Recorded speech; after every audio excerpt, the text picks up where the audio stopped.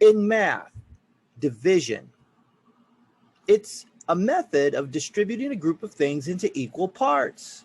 In fact, it's one of the 4 basic operations of math, along with addition, subtraction, and really it's the opposite of multiplication. And the objective, the purpose of division in math is to demonstrate a fair result of sharing. Let's take a simple example, one that we all can relate to. Let's say you have 4 friends over and you have 1 pizza, and that pizza has 8 slices. You divide that pizza and each person gets 2 slices of pizza. Everybody gets to share and everybody has a good time. Division. Or another definition of division. This is from dictionary. A disagreement between 2 or more groups, and it typically produces tension or hostility. A growing sense of division between North and South is an example. Now, division, does it bring people together or does it tear people apart? Which one do you use? Let's go back in time a little bit. On January 6, 1969, the Beatles were filming their rehearsals at a studio in Twickenham. George Harrison, one of the members of the Beatles, comes to John Lennon and Paul McCartney, who are 2 other bandmates in the Beatles. John and Paul typically wrote the songs for the album, but George also wrote songs as well. And George gave Paul and John some of his songs.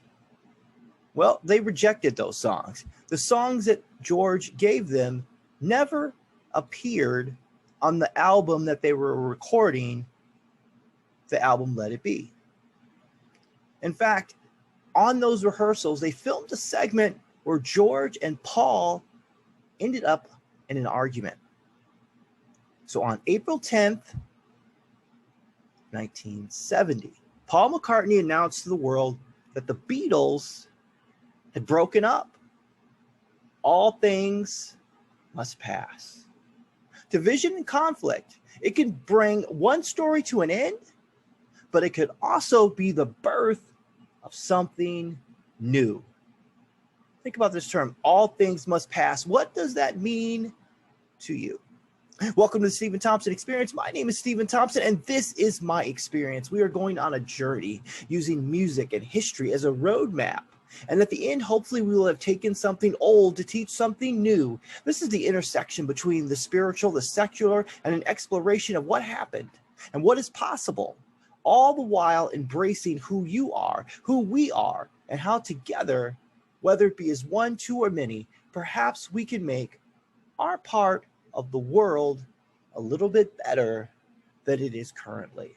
All things must pass is not just a sentence that I use to start off this podcast, but it also is the name of the studio album that was released by George Harrison of the Beatles. And George released it in November of 1970. In fact, it was his first solo album that came out after the Beatles had broken up. And on that album, he had songs called My Sweet Lord, What Is Life? A song called Isn't It a Pity? And a song that I want to focus on today called Hear Me, Lord. What was significant about these songs is that these were songs that George presented to Paul and John at the recording sessions. The songs that Paul and John were not interested in using on the album. Hear Me, Lord, not a place I would never expect to find a song about God in a George Harrison album. But in fact, Hear Me, Lord stood out to me when I was listening to All Things Must Pass. Here's some of the lyrics of it. Hear me, Lord. It says, forgive me, Lord, please, those years when I ignored you. Forgive them, Lord, those that feel they can't afford you. Help me, Lord, please, to rise above this dealing. Help me, Lord, to love you with more feeling. The interesting thing about this, one person Two people had rejected this song, but when he released this song, here is what people said.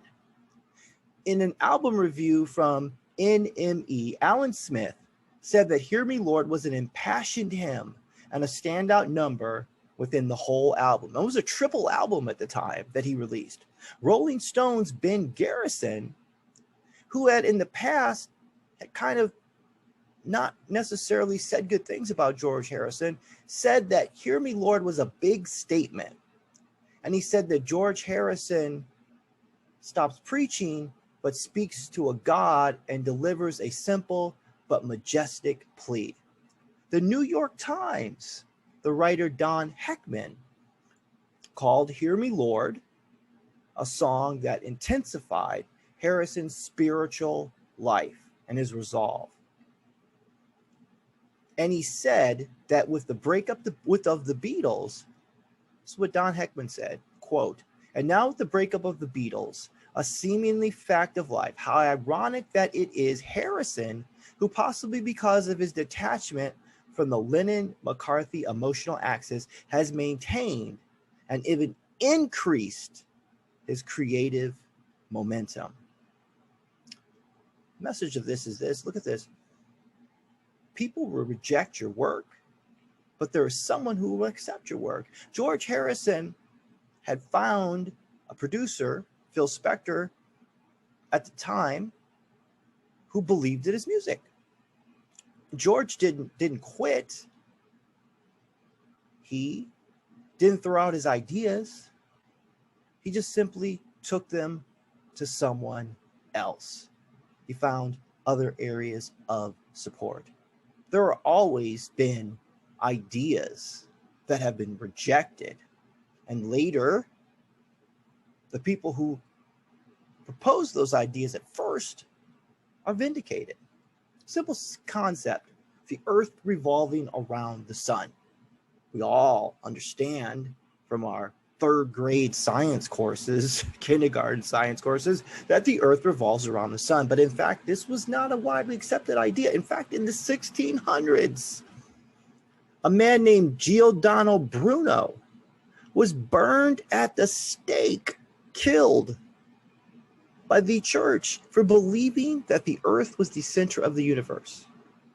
Galileo was put in jail for supporting Copernicus, who established that theory that the earth revolved around the sun. Today, Galileo is referred to as the father of modern science, not widely accepted, rejected by people at first.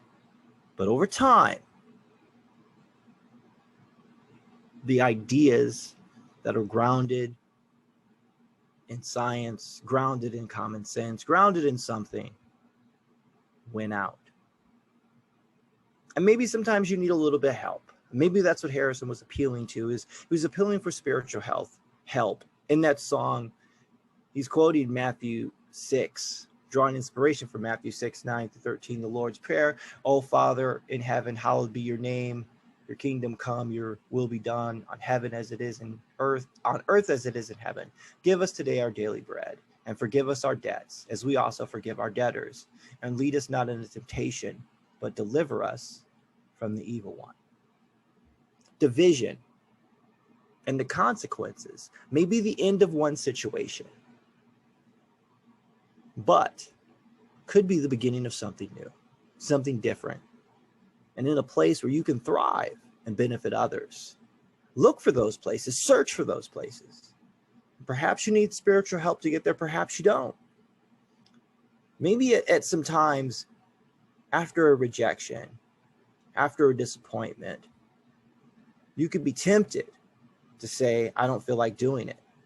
In fact, George Harrison, when other people looked at his album, he expected to be rejected again. But think about that. I don't feel like doing it. Is this an expression? Is it a statement? Is it a call to action? Perhaps it's a declaration. Well, after you say that, "I don't feel like doing it," what comes next is the answer.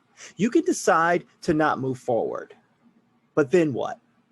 What happens if you say, I don't want to do it? You have your goal, you have your dream. What do you do? You go watch television, you sit under a tree, you read a book, or you could pursue another task.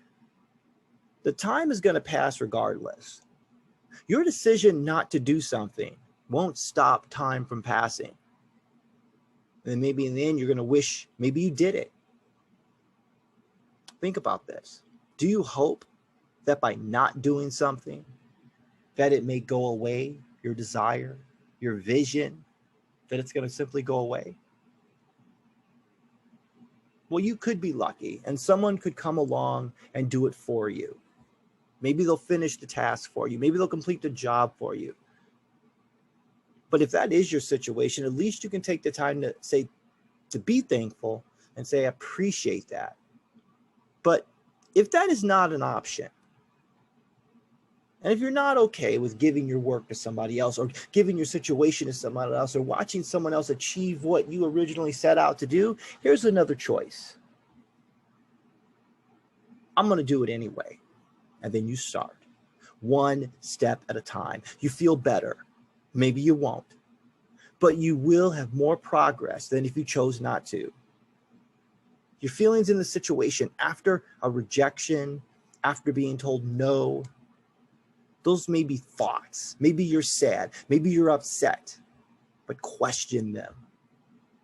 Question them from time to time. It's okay to disagree with your own internal thoughts, especially when they want you to retreat from your work. You know, division is an ending of one thing. The Beatles broke up, but it also was a beginning. It was the beginning of George Harrison's solo career. It was the beginning of bringing new people together. And you can do that too. Just keep going. Thank you for listening to the Steven Thompson Experience. I come here to educate, to inform, and to inspire. And this is a platform for leaders, followers, hopeful optimists, careful pragmatists, and people who want to bend the arc of the universe towards justice. I hope I have moved a bit in that direction. And if not, I'll try again next week. But as for you, remember this. You have talents, you have gifts, you have achievements to pursue and a race to run. Just go out and do it. Bye-bye.